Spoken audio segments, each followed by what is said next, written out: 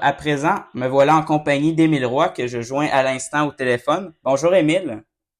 Bonjour Olivier, merci à toi de l'invitation. Le plaisir est pour moi. Tu es réalisateur et vidéaste. Tu abordes des sujets importants comme l'anxiété, l'environnement et la solitude dans tes différents projets.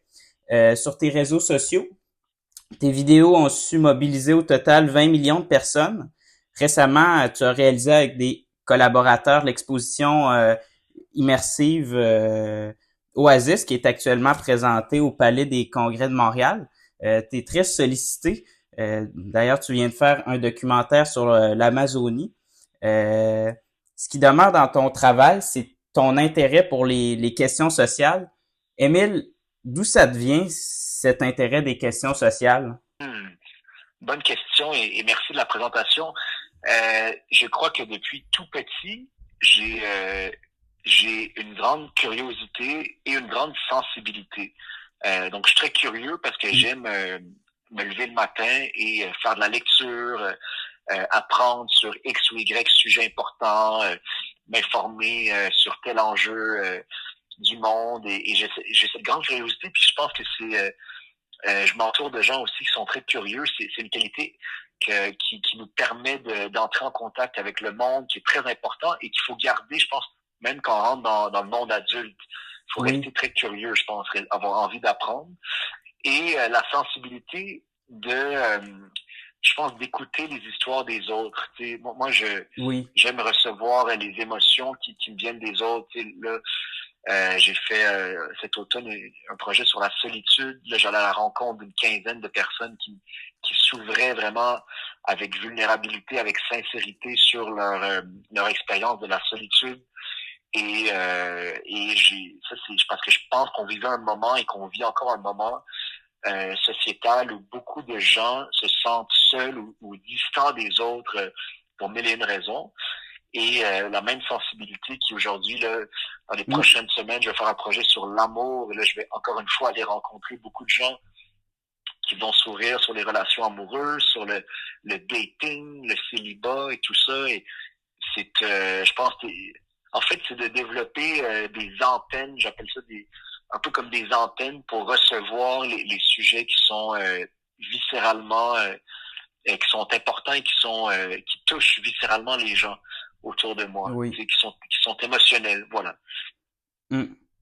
On va parler un peu de ton parcours, d'où tu viens. Toi, as-tu des personnes qui t'ont inspiré plus que d'autres? Énormément de gens. Moi, Oui. très jeune, je me rappelle de Xavier Dolan.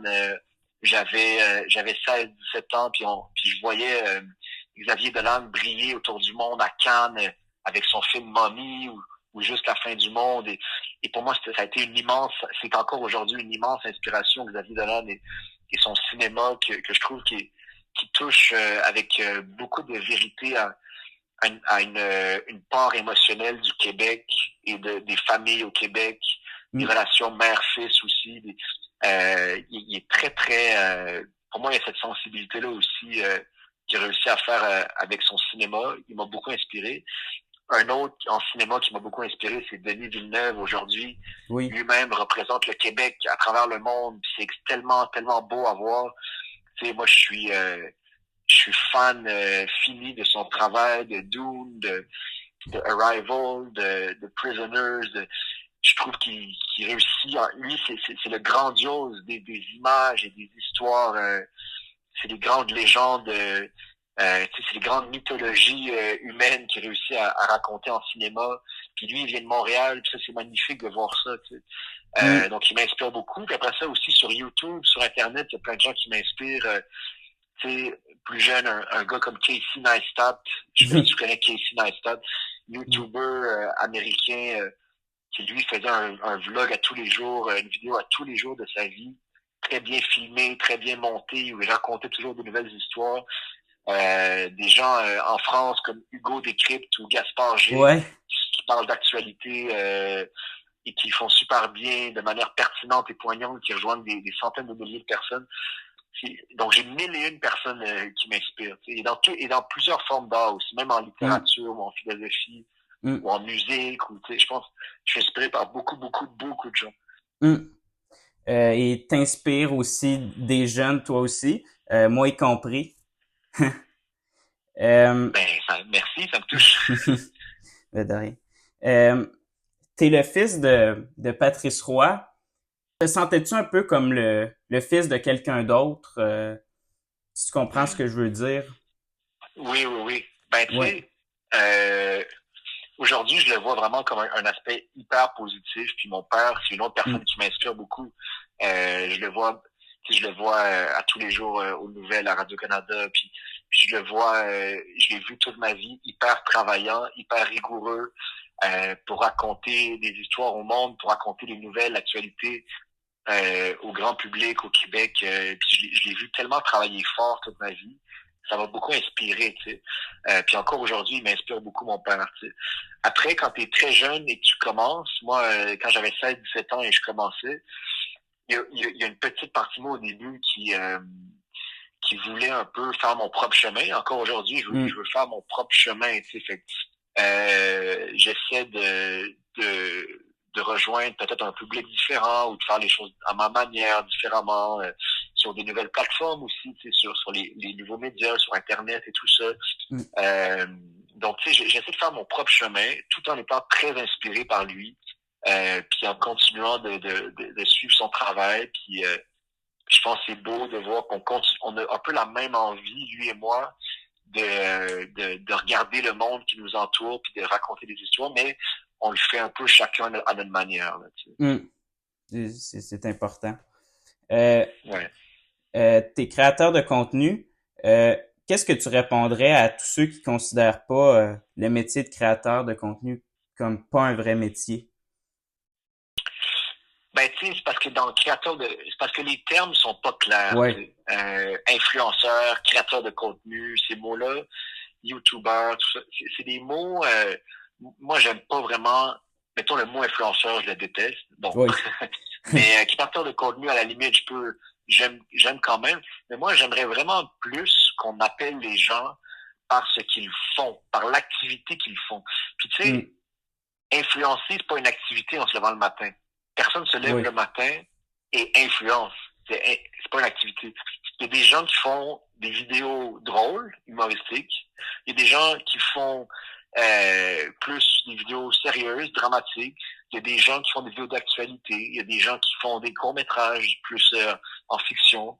Il y a des gens qui ont des compagnies qui sont plus entrepreneurs, qui c'est plus ça qui documentent en ligne. J'aimerais ça qu'on soit un peu plus précis quand on parle des gens, tu sais. mm, Et ça permettrait de justement d'enlever un peu les clichés, tu sais. mm, Moi, aujourd'hui, je suis plus réalisateur, vidéaste, créateur de contenu, oui, tout ça. Mais quand je me lève le matin, ce que je fais, moi, c'est très clair. J'écris beaucoup, je fais beaucoup de recherches, j'écris beaucoup. Soit je suis en tournage, donc je filme, je réalise avec des équipes des projets, ou je suis en montage, en post-production, mm, puis là, c'est ça l'activité. Donc, c'est ça les activités que je fais. Tu sais. mm. C'est pas gérer un compte Instagram. Ça, on s'en fout complètement. Ça arrive après. Des fois, oui, les projets, ils sont sur YouTube, sur Instagram, puis tant mieux, j'adore ces plateformes pour rejoindre des gens. Mais c'est pas ça l'activité. L'activité, c'est faire le travail. Et Mm. ça, j'aimerais que les gens, que le grand public, mais je pense tranquillement ça évolue, puis mais que le grand public fasse plus ces distinctions-là. Tu sais. Mm. Euh, on célébrait récemment les 20 ans de YouTube. Qu'est-ce que cette Oui, plateforme t'a amené dans ton parcours? énormément de choses. Moi, j'adore YouTube. Je suis tellement reconnaissant de YouTube et de tout ce que cette plateforme-là m'a amené dans ma vie. Tellement, tellement, tellement de choses. Moi, j'ai grandi avec YouTube. Tu sais, toi aussi, sûrement, Mm. t'as grandi avec YouTube.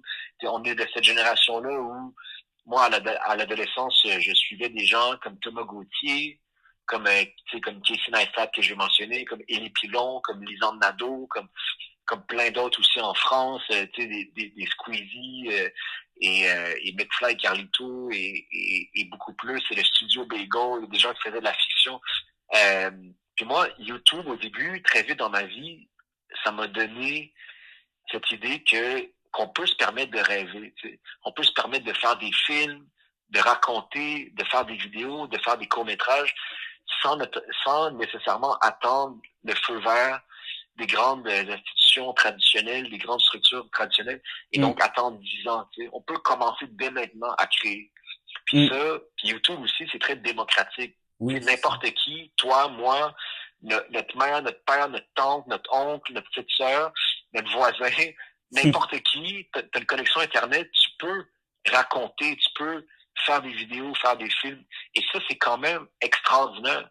Dans un monde où on veut que tous les groupes de la société soient représentés dans les médias, ben là, cette plateforme-là, c'est quand même peut-être la plus démocratique. Alors ça, c'est super beau. YouTube, voilà, m'a permis de rêver. J'ai aussi pu, tu sais, j'ai pu beaucoup gagner ma vie aussi grâce à ce que toute cette plateforme-là m'a apporté, rejoindre un public, rejoindre une communauté, avoir la confiance après ça de gens pour travailler avec moi, de compagnies d'entreprises pour travailler avec moi, pour financer des projets, tout ça. Donc c'est devenu en partie mon travail et tout ça. Donc YouTube, c'est immense dans ma vie. Puis je suis hyper reconnaissant de cette plateforme-là. C'est quoi le projet dont tu es le plus fier? Très bonne question. C'est difficile à dire. Il y a un projet qui s'appelle L'anxiété au 21e siècle, qui est un docu-fiction de 50 minutes qui est disponible sur ma chaîne YouTube où c'est un mélange entre un court-métrage de fiction et une analyse plus documentaire de l'anxiété aujourd'hui. Puis ça, j'avais fait beaucoup de recherches, c'était pendant la pandémie. On vivait beaucoup d'enjeux de santé mentale encore aujourd'hui. Et pour moi, l'anxiété, c'est un grand sujet. C'est un grand sujet parce que ça touche énormément, encore une fois, de gens de notre génération surtout, mais de toutes les générations aussi. On est nombreux à vivre de l'anxiété d'une manière ou d'une autre. Je voulais décortiquer ce sujet-là, puis je voulais le faire de manière différente en mêlant la fiction et la réalité. Et donc, ça a été un gros projet avec une équipe de plus de 20 personnes dans l'équipe, puis sur plusieurs mois de travail avec des partenaires en santé mentale et tout. Puis on est très heureux. Moi, j'ai énormément appris en faisant ce projet-là. Comme tous les projets, on apprend beaucoup, beaucoup. Donc, je suis très fier de ça. Sinon, peut-être les projets avec Oasis Immersion. La première expérience immersive que j'ai fait avec Oasis Immersion en 2021, qui s'appelle Éloge de la résilience et de l'action. C'était une expérience muséale projetée sur des murs et sur le plancher. Puis c'était pendant la pandémie aussi. Fait que ça, on documentait la résilience des gens et vraiment l'espoir, en fait, qui est né aussi pendant la pandémie. L'union chez les gens. J'ai rencontré toutes sortes de spécialistes, d'historiens, de sociologues, de psychologues, pour parler de pourquoi pendant cette période de pandémie, les gens se sont unis et il y a beaucoup de gens qui ont, au contraire, qu'il y a des nouvelles idées qui sont nées pendant cette période-là. Il y a des nouvelles structures qui se sont créées, des belles initiatives aussi. Et on a documenté la résilience et l'espoir des gens. Donc ça, c'est un super beau projet aussi, dont j'ai des beaux souvenirs de ça aussi. Donc, mais voilà. Mais il y en a plein d'autres. Chaque projet apporte beaucoup et nous fait apprendre beaucoup aussi. Et aussi, ils sont bien documentés, là, franchement. Merci. C'est ça, on essaie de faire de la recherche sur les enjeux justement qui touchent les gens et qui sont incontournables. Parlons un peu de ton engagement. Tes vidéos sont assez engagées. Est-ce que tu penses que ceux qui créent du contenu informatif, que ce soit les journalistes ou toute autre personne comme les créateurs de contenu informatif, doivent sortir de leur neutralité, à ton avis? Est-ce qu'ils doivent encourager l'action? C'est une très bonne question parce que c'est des débats continuels. Je pense que personne n'est neutre. Ça, c'est sûr et certain. Radio-Canada n'est pas 100% neutre. Urbania, Le Devoir, ils sont pas 100% neutres. Quand on écoute une chaîne YouTube, quelqu'un qui parle d'un sujet d'actualité, des changements climatiques ou autre, on n'est jamais 100% neutre. Ça n'existe pas. Parce que juste le fait de parler des changements climatiques ou de parler de la guerre à Gaza ou de parler d'autres sujets sensibles, juste de choisir d'en parler ou de ne pas en parler, c'est déjà un peu prendre position. Donc, la neutralité absolue n'existe pas. Ça, faut le dire très clairement. Puis en journalisme, les gens veulent s'approcher d'une forme de neutralité parce qu'on veut relater des faits et on veut pas relater nécessairement des choses qui, on veut avoir une rigueur dans ce qu'on dit, donc on veut relater des choses qui sont vérifiées. Quand on fait de la recherche, c'est très important. Moi, je vérifie, je double vérifie, je triple vérifie mes sources, mes chiffres, mes faits, mes statistiques, etc. Parce que en plus, si moi, demain matin, je parle d'un sujet sensible et que je me trompe, bon, l'erreur est humaine, ça pourrait arriver, mais si je me trompe dans un fait ou dans une statistique, les gens, crois-moi, qu'ils vont le remarquer, ils vont le dire en commentaire et ça va savoir. Tu sais. Il y a aussi l'aspect de le public vérifie ce qu'on dit. Tu sais. Donc moi, ceci dit, moi je suis pas journaliste, tu sais, à proprement parler. Il y a une part de journalisme dans ce que je fais, mais moi je suis plus, tu sais, je l'ai dit, je suis plus en création, en réalisation, et donc il y a toute une part émotionnelle à ce que je fais, où des fois je le dis carrément, je prends vraiment position. Tu sais. Je choisis de mettre de mes émotions et des émotions des gens que je rencontre pour faire transmettre un message. Et donc, vraiment, des fois, il y a de l'opinion, tu sais, dans mes projets. Puis je le cache pas, puis je pense même que ça ajoute parfois au projet de prendre position et de défendre un message avec un projet documentaire ou un projet de vidéo. De défendre un message, ça peut être très, très fort. Tu sais. Puis je pense qu'Internet et les médias en général peuvent le permettre. Mais il faut bien le faire. Tu sais. Donc, oui, je prends position. Oui, des fois, je m'engage un peu, mais je suis ni 100% activiste, parce que je suis pas un activiste de ces sujets-là. Je suis un créateur, réalisateur, vidéaste, mais je suis ni 100% journaliste non plus, où je prends jamais position. Je suis un peu entre les deux. Je suis un créateur qui parfois prend position, mais qui le fait tout le temps, j'essaie, en ayant la rigueur journalistique. Je voulais en parler plus tard, mais je pense que c'est important d'en parler. Toi, te considères-tu plutôt comme un artiste ou comme un informateur? Grosse question, encore une fois. Je pense que j'aimerais dire les deux. C'est-à-dire que j'aimerais pouvoir dans ma vie faire des projets qui informent, parce que je vais continuer de le faire, de faire de la recherche, d'amener, de vouloir vulgariser des sujets importants. Mais je vais toujours, et je pense que si, mettons, c'est ce qui me différencie, par exemple, de mon père en ce moment, qui transmet les nouvelles de manière claire et directe. Moi, j'aime le faire dans un format qui est original ou qui est artistique. C'est pour ça que j'expérimente avec Oasis Immersion, en immersif, avec de la musique, avec des effets visuels, avec un côté très abstrait aussi. J'expérimente en vidéo avec des nouveaux formats où, par exemple, on mélange la fiction et du documentaire. J'expérimente avec de la musique, avec une forme de montage, avec tout ça. J'essaie de rajouter toute une couche artistique, émotionnelle dans mes projets. Là, dans une prochaine vidéo que je vais faire sur l'amour, il va y avoir une partie fiction, il va y avoir une partie, tout le long, la forme va vraiment être travaillée, la lumière, la musique et tout ça, pour créer j'ai envie de dire, une expérience du début à la fin. C'est comme une expérience émotionnelle que les gens vont vivre, j'espère, qui est ajoutée. Donc, c'est pas juste de l'info. Tu sais, si je voulais juste faire de l'info, je me filmerais sur un fond blanc avec zéro musique, puis je dirais les choses clairement, clac, clac, clac, clac, clac. Mais moi, je serais pas heureux de faire ça. Moi, j'ai besoin de faire vivre des films et des expériences qui sont aussi émotionnelles et qui essaient de trouver des nouvelles manières de raconter, pas juste dire les choses directement.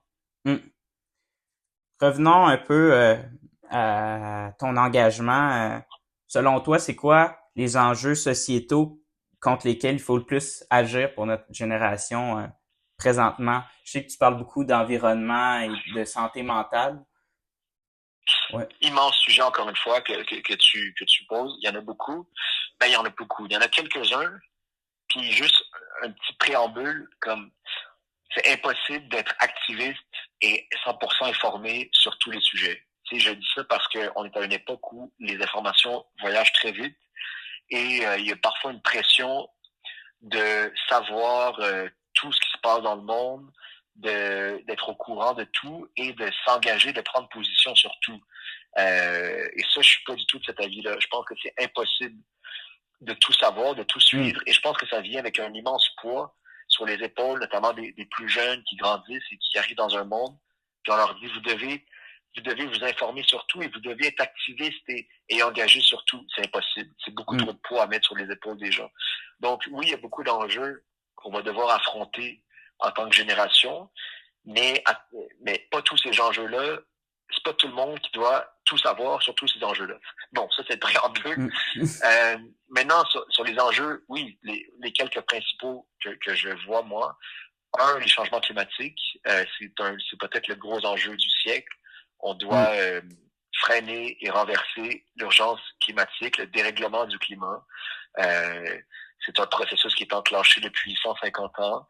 On a déréglé le climat terrestre, on a déréglé les écosystèmes, on a eu un impact considérable sur la biodiversité, sur la surface de la planète. Et là, c'est une question de survie pour les humains. C'est plus juste on va sauver tel glacier ou telle espèce lointaine en Alaska. C'est vraiment sauver nos enfants et nos petits-enfants. C'est une question très humaniste aujourd'hui, les changements climatiques. Et pour sauver tous les vivants, toutes les formes du vivant.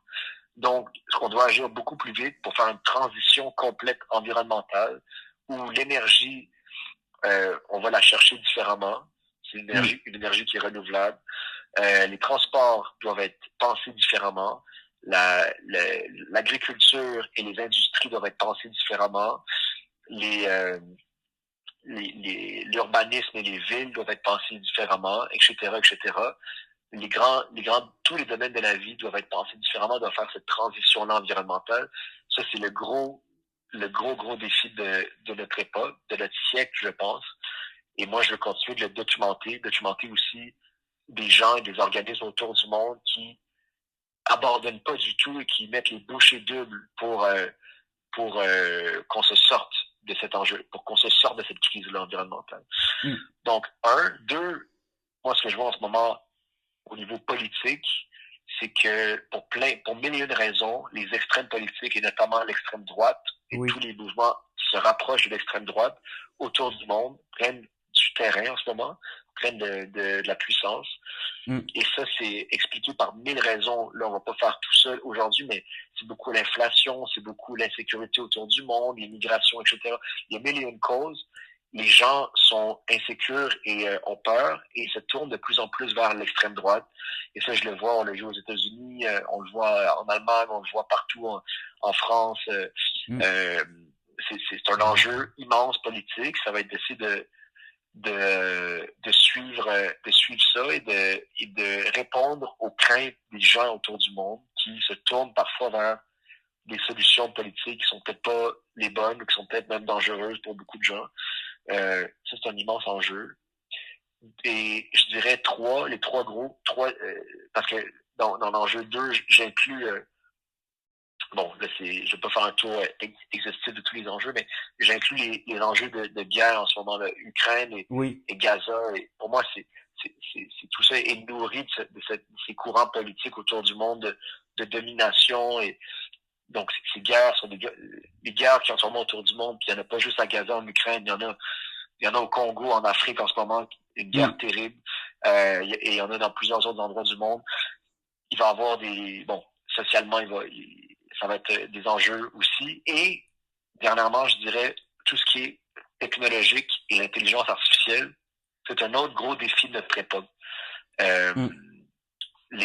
Donc, là, on voit en ce moment, depuis quelques années, la montée très rapide et exponentielle de l'intelligence artificielle. Moi, j'ai un projet que j'essaie de développer depuis quelques temps sur l'intelligence artificielle. C'est un sujet que je veux beaucoup aussi plonger dans ce sujet-là. Donc, c'est un autre gros défi. Je pense que ça va affecter absolument tout le monde. Ça affecte déjà tout le monde. Nos vies vont être transformées par la technologie. Beaucoup des métiers qu'on fait aujourd'hui vont être remplacés à 100% par l'IA. Il va y avoir des nouveaux métiers qui vont se former, c'est sûr, mais beaucoup de gens vont devoir transformer du tout au tout leur vie par la technologie. Et Euh, il va y avoir des grandes questions qu'on va devoir se poser, politiques, éthiques, morales, avec l'IA et les robots et tout ça. Puis j'ajoute un dernier défi qui est tout ce qui est santé mentale, parce que ça Mm. touche un peu à tout ça. Je l'ai dit un peu au début, on peut pas être informé sur tous les enjeux. On peut pas prendre le poids du monde à tous les jours parce que c'est trop gros. Donc ça crée beaucoup d'enjeux de santé mentale en ce moment, de stress, d'anxiété, de dépression, de burn-out, etc., de solitude. C'est aussi des sujets que je veux documenter, que je veux continuer de documenter chez les gens, euh, parce que c'est aussi extrêmement central à notre époque. Il va falloir trouver des manières d'aller mieux collectivement. Tu sais. Mm. Tantôt, on parlait de cinéma et d'art.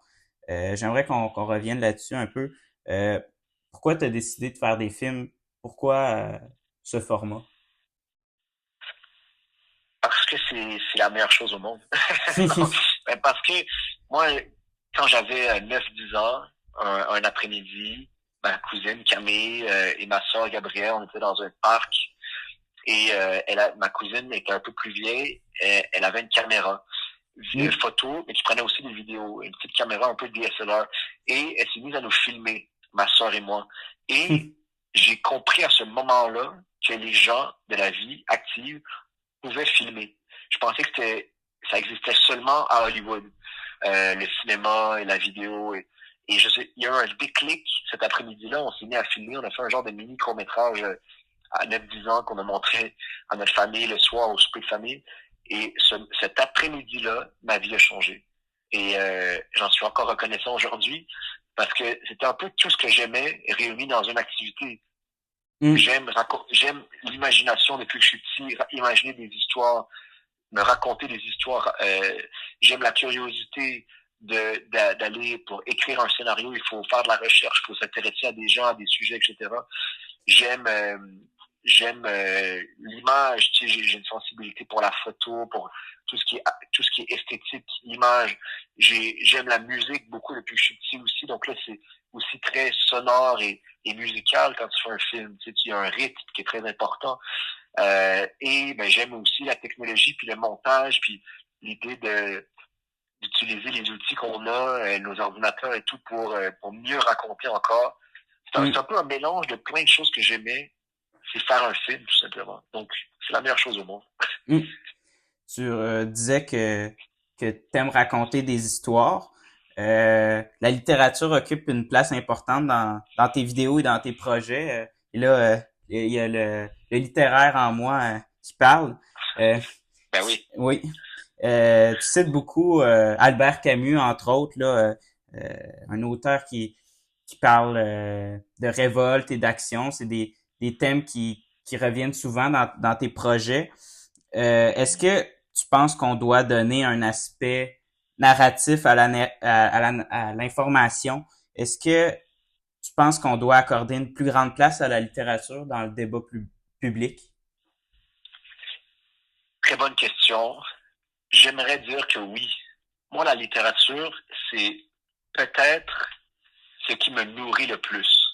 Je le remarque très concrètement dans ma vie. Quand je lis un livre, parce qu'il y a des périodes où on est plus occupé, où je lis moins, des périodes où je lis plus, je suis meilleur. C'est-à-dire, je suis Mm. un meilleur être humain. Et après ça, je pense mieux, j'écris mieux, je suis plus inspiré, je parle mieux aux gens, etc., etc.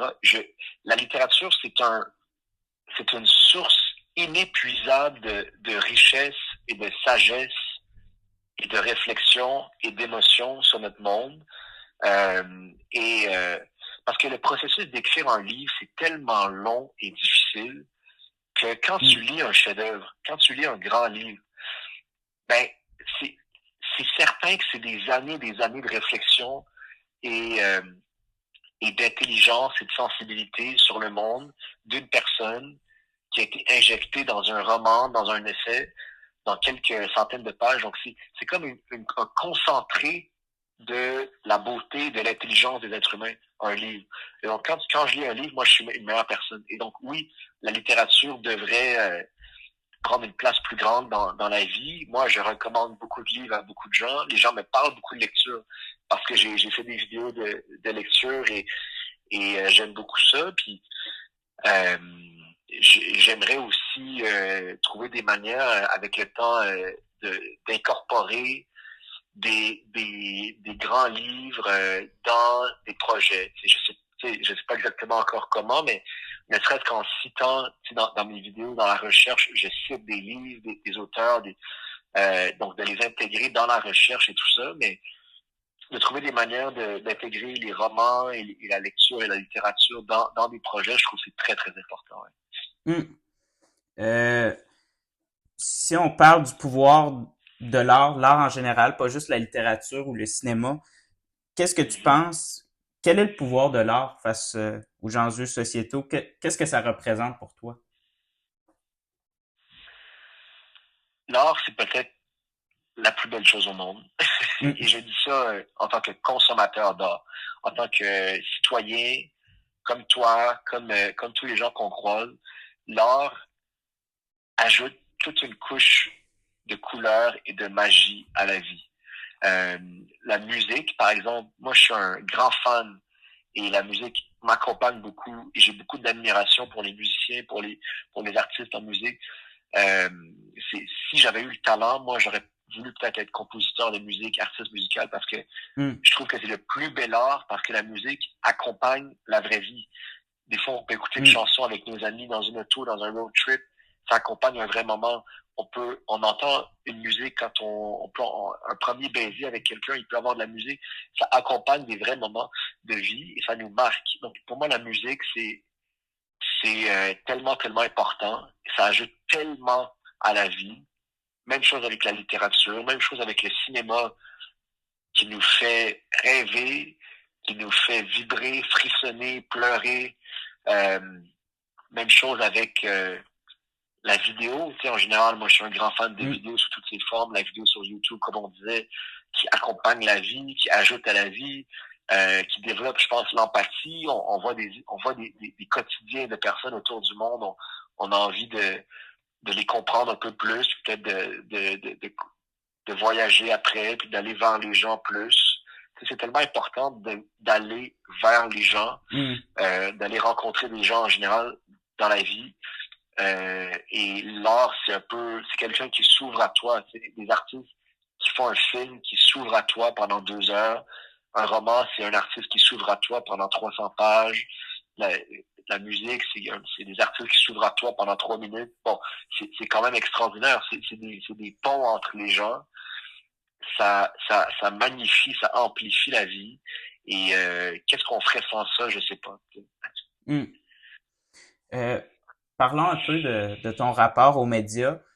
Toi, es-tu inquiet par rapport à la baisse de confiance des jeunes et de la population en général envers les institutions, par exemple, médiatiques?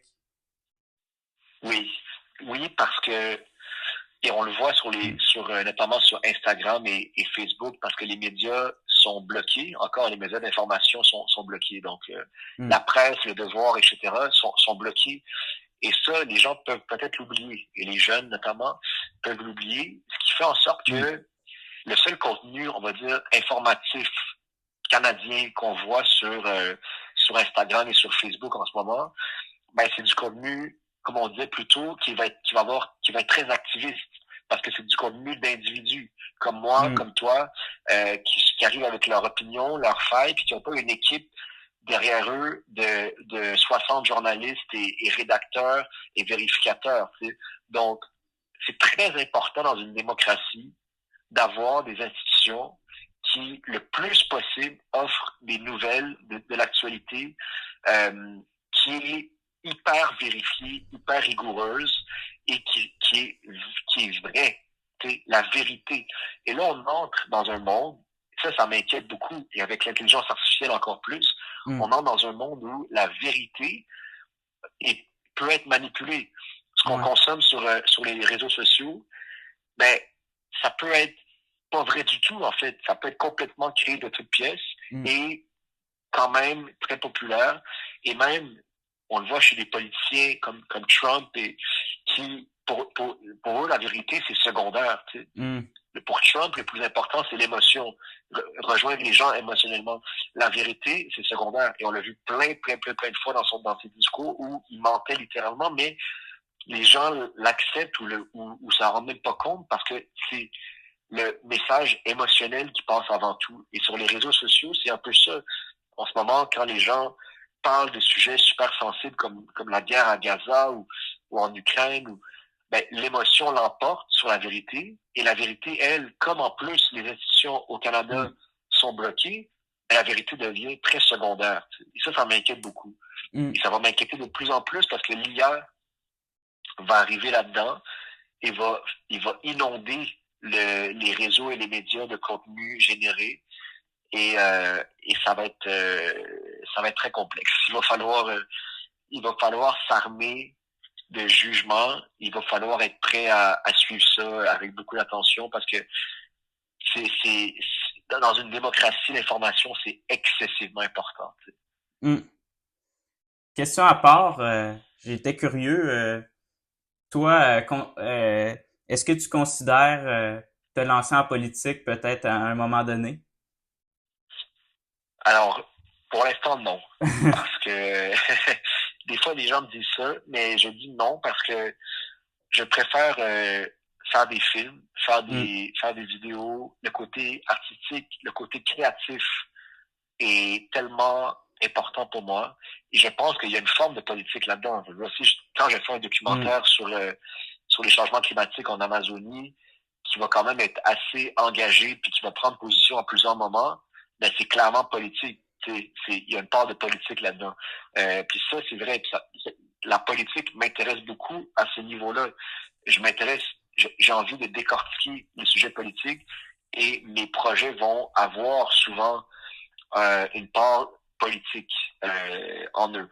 Ceci dit, je pense que je préfère quand même la création et je pense aussi que ce qui marque plus les gens, c'est l'art. Je pense que les gens Hmm. sont plus marqués par un spectacle, un album, un film qui peut marquer des gens pendant des générations plus que la politique, qui est plus que tu sais quoi que ça peut bien entendu il y a des nuances là-dedans, ça peut dépendre des gens, mais je pense que généralement l'art a un impact plus grand dans le cœur des gens que la politique. Hmm. En tout cas, tes projets sont remplis d'espoir et d'optimisme. Euh, un dernier mot pour ceux qui nous écoutent? Ben, déjà, merci beaucoup à toi, à toutes celles et Ça ceux fait qui nous plaisir. écoutent, qui sont peut-être de ma génération ou un peu plus jeunes. Je dirais de continuer de croire que les choses s'améliorent avec du travail et avec de l'espoir. Travail plus espoir plus union. C'est les trois grands concepts importants, je pense. C'est Hmm. union parce qu'il faut faire les choses ensemble, plus que jamais en ce moment.